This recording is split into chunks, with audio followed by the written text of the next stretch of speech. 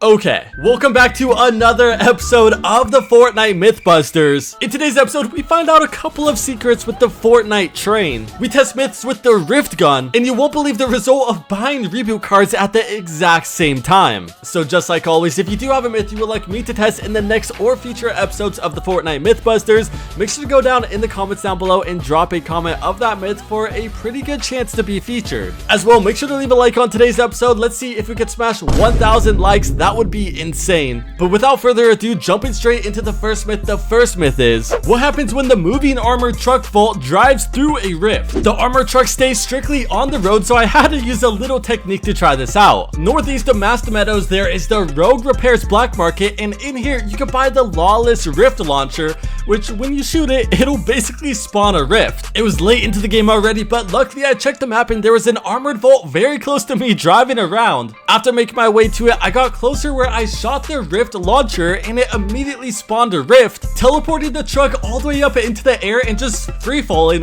all the way back down to the ground, taking no damage at all. What's funny is right when it landed, it just continued along on its path, but the biker right behind it seemed to start glitching out. Wasn't expecting for this to actually work, but now if you ever see a flying armored truck in the air, you know exactly what went down. Going into the next myth, the next myth is, can you survive the explosion from the moving train? The loot from the moving train is probably some of the best loot in the game, so this explosion happens almost every round. After taking out the super annoying turrets, I placed down a piece of thermite where standing directly on top of it, it does no damage to your player at all, which is strange because if you stand on a normal piece of thermite, it'll do a lot of damage to your player and maybe even eliminate you. The train slowed down to a stop, the thermite then exploded, opening up the vault and did a total of 20 damage to my player, which is a lot less than I thought it would do. But then testing it one more time where I was actually below 20 HP, standing directly on top of the thermite, once it exploded, eliminating my player, there was no message in the kill feed.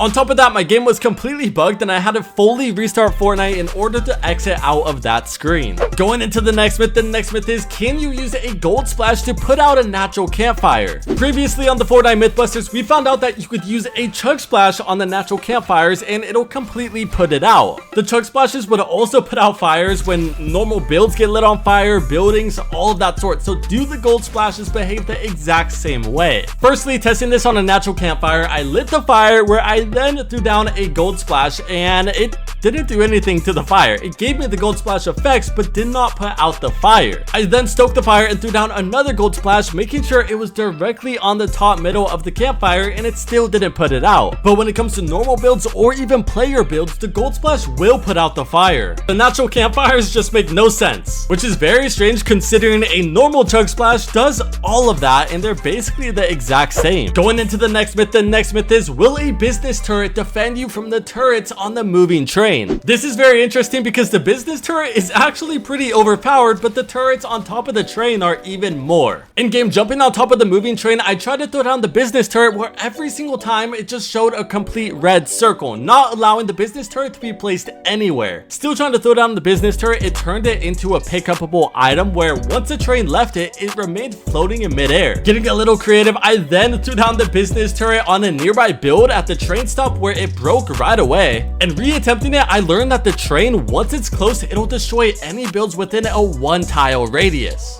So adjusting this myth one more time, I then placed the business turret 1 tile back on another platform where I then baited out all of the turrets on the moving train itself. They were both targeted onto my player, shooting me, dealing damage to me, and my business turret seemed to not care one bit. So I guess it's really just us versus these turrets. Going into the next myth is, can you slide across water while using the Sub-Zero gloves? The Sub-Zero gloves are actually pretty overpowered this season, especially with the sliding effect that'll spawn ice underneath your player. If you go up to a body of water and it's pretty shallow, roughly about 1 tile high, and you do the slide effect, it'll allow you to glide all the way across the water. But be a little cautious where you do this, because if the water underneath gets pretty deep, and I mean more than 1 tile deep, and you attempt to slide, it'll drop off your player and you'll have to swim the rest of the way. Going into the next myth is, will a Shockwave Grenade's impact deal enough damage to destroy the turrets on the train? A long time ago, way back in Fortnite Chapter 1, there was a ducky that was spawned on the map that had 1 million HP. And after launching my player into that ducky with a Shockwave Grenade, we learned that a Shockwave Grenade's impact deals 40,000 damage. And the turrets on the train only have 400 health, so theoretically, the Shockwave should be an easy way to take out the turrets. When testing this in game, I jumped onto the train, dealt a little bit of damage to the turret while it was down, and launched myself directly into it with a Shockwave Grenade, where it immediately targeted my player once again, and it was not destroyed. I tested this multiple times with the turret, and it wasn't even losing 1 health. So to be honest, I don't know what Fortnite did with the physics of the Shockwave Grenades, but they're not as OP as they used to be if this is true. Going into the next myth is, what happens when Boss Fletcher Kane enters a rift? So just like before, I went to the black market to get myself a lawless rift launcher, where I then made my way all the way across the map to Boss Fletcher Kane. And right away, I shot a rift at the dude who's opening up the portal, and nothing happened. He's in his little force field bubble and doesn't get teleported. But Boss Fletcher Kane, on the other hand, right when the rift hit him, he immediately teleported up into the sky and glided down all the way as far as he could go, redeploying his glider. And I mean, bro has 0 skins. His glider was the default glider, and once he landed, he began the fight once again. In the past, some bosses, when they would enter into the rift, they would completely bug out for the rest of the match, but in this case, Boss Fletcher Kane just likes to teleport up into the air, get back on the ground, and continue the fight. Going into the next myth is, how much faster do you run with the gold splash effect compared to normal running? Now, it's clear that the gold splash makes your player run faster. I mean, it's in the item description, but I think a side-by-side comparison will be very good to see. I made it so both clips start running at the exact same time with the gold splash effect on the left, and it is clearly much faster than normal sprinting. It's roughly 20% faster, but keep in mind, it does not last forever. Going into the next myth, and a very interesting myth. This myth is, can you use Thermite and the Thermite explosion to fish? There's a ton of ways to get fish in Fortnite by using the fishing rod, harpoon gun, even the missiles from a boat explosion, but do Thermite explosions work the same way?